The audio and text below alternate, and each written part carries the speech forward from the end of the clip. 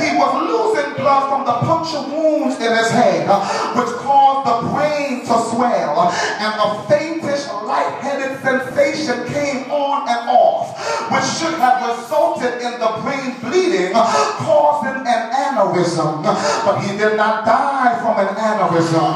He yelled, "I thirst," which is a sign that dehydration was starting to occur, which could lead to respiratory failure and cause his organs to become weak and collapse.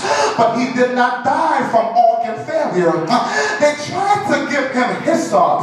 When you study hyssop deductively, hyssop is an agent that numbs the pain. But when they tried to take the pain away, he said no thank you to anesthesia. While he was suspended on the cross, gravity began to pull down because he was suspended 7 feet in the air, causing shortness of breath. But he did not die because of respiratory complication.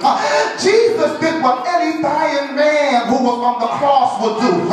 Any dying man in a hospital on life support would immediately call their lawyers and say, "Give me my power of attorney because I gotta now write my last will and testament."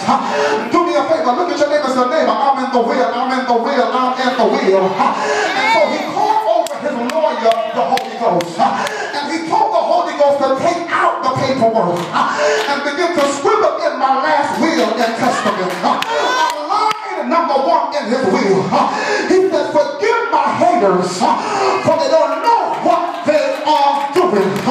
On line number 2 in his will, he signed over the keys to paradise because he looked at the thief and said, "Today you shall be with me in paradise." When you go to analyze line number 3 in the will, he made sure that he could provide for his mother.